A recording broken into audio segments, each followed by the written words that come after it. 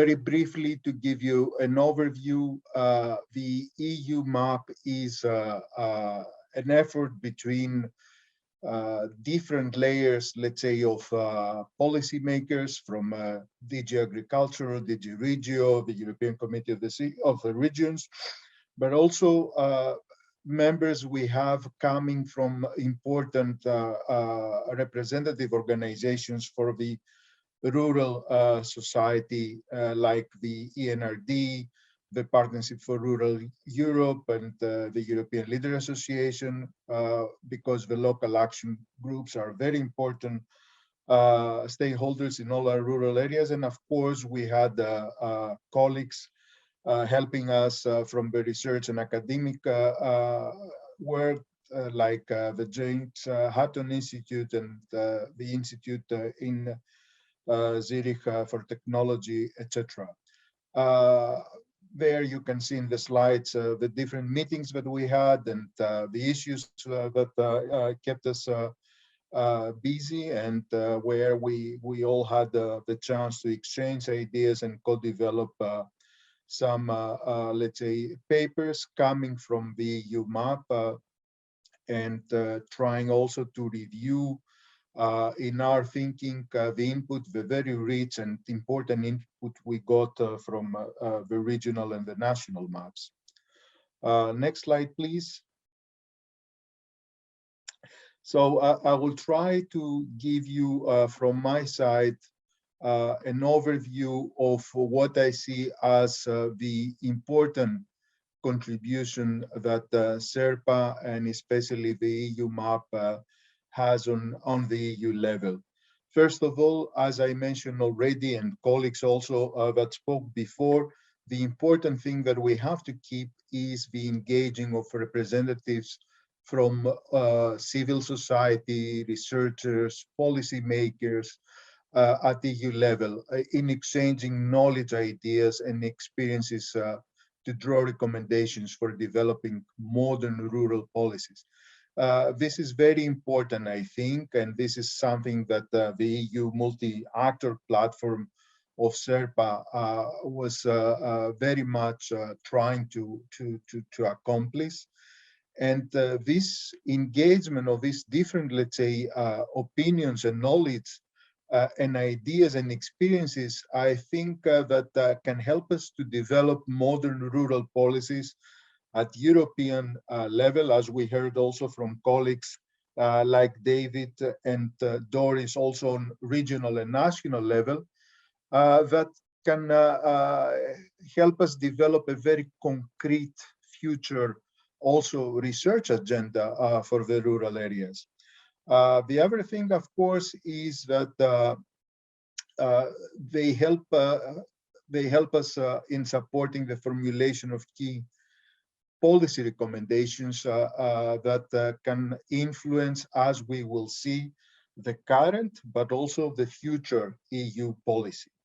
So, and this is how I come to my second key message to take away from the work so far done by SHERPA, that it helped us and it acted as a reality check already for cohesion policy, for example, for 2022-27.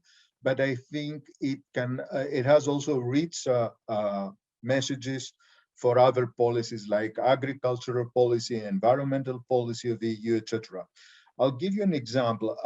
Take for the SHERPA discussion paper on the change in production and diversification of the rural economy.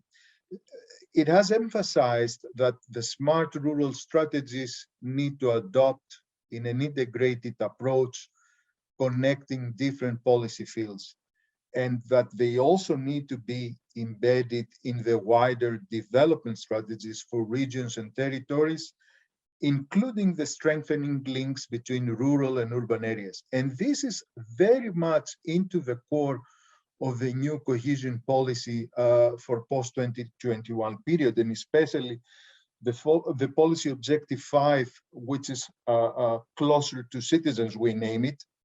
And it's exactly this, how we can create local, tailor-made integrated strategies that, of course, are embedded in the wider development regional and national strategies, but the aim is to empower the local communities, is to create a participatory approach, a bottom-up approach, and of course, to strengthen the rural-urban links. Another point where one can see how SHERPA as a reality check is in the point where relates to the diversification of the rural economies and the new business opportunities. Here, the EU SHERPA paper makes the point that it can currently, let's say, this diversification can be focused around issues like digitalization and the utilization of new information and communication technologies, also around bioeconomy and renewable resources that can create potential for rural areas where these resources are located. And this is, again, a very important element of a new cohesion policy, because what we try to focus the available funds for the new programming period is exactly these two important components: the green and the digital transition. And here we have, of course, a lot of funding opportunities for the rural areas.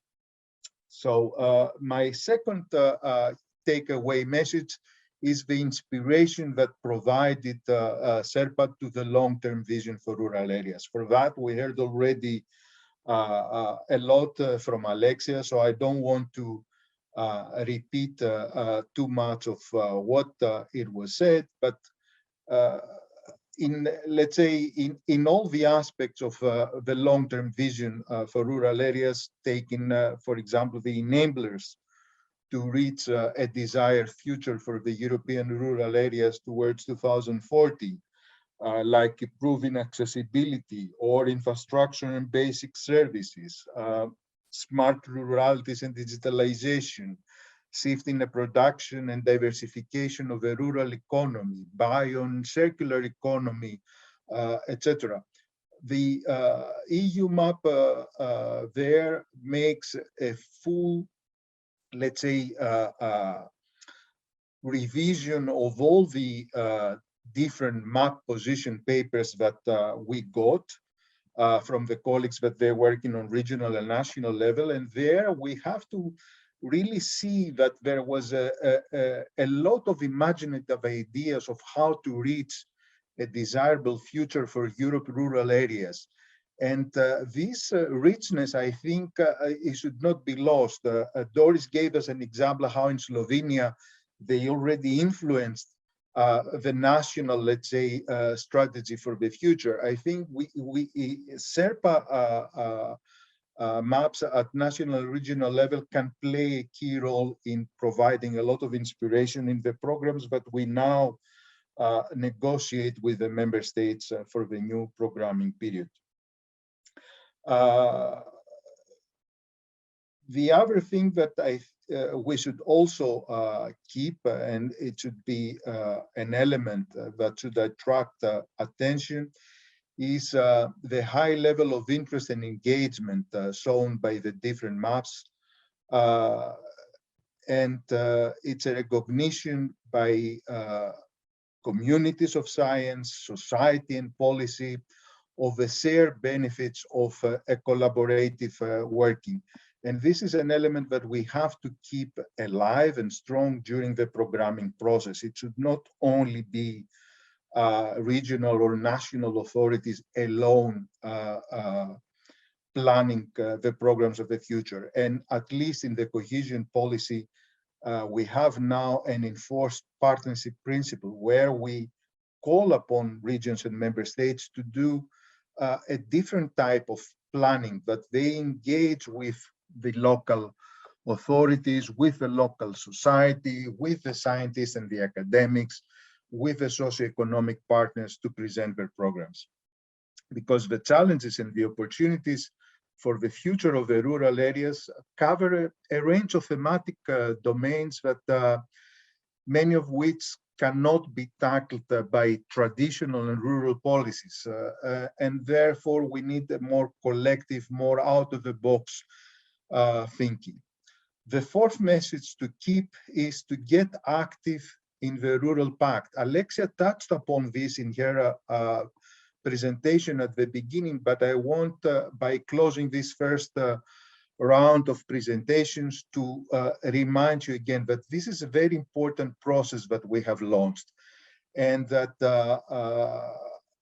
the regional and the national maps can play, let's say, a pivotal role. They can be facilitators on a regional and a national level of discussions on how each region, each member state can contribute towards the goals of the long-term vision for rural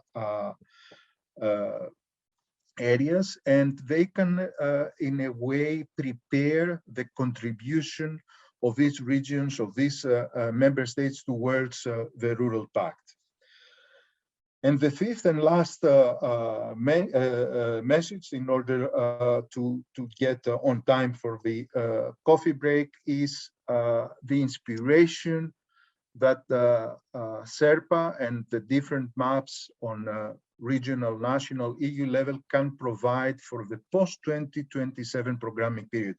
Some may say that it's too early. We are just programming 2021-2027, and you're telling us already about post-2027. How can this be possible? It is possible because the Commission, of course, we are always proactive, and we're always trying to prepare and, let's say, work in parallel, always the current period, but also looking forward for the next programming period. And the preparation starts with the presentation that we will do in a few days of the Commission 8th Cohesion Report. This will be a report that will zoom in all the EU regions and will draw lessons from cohesion investments during the previous period, the 2014-2020, a period that includes also the COVID crisis years, and where we took specific and special measures for that, and will set the scene for the cohesion policy post-2027. In analyzing the current state of the European economy, the social and the territorial cohesion, the cohesion report will cover also on our territories, and it will provide us with answers regarding the Europe's economy. Is it bouncing back? Are the disparities persisting between and within our member states? How much investment regions and member states need to make and respond to the challenges like the digital revolution, the globalization, the demographic change, the social cohesion, the economic convergence, and climate change? The work of SHERPA can have a very key role. It can be very relevant to shape the cohesion and the other EU policies for the future. And with that, I close my intervention, and I'm happy to respond to any questions. Thank you.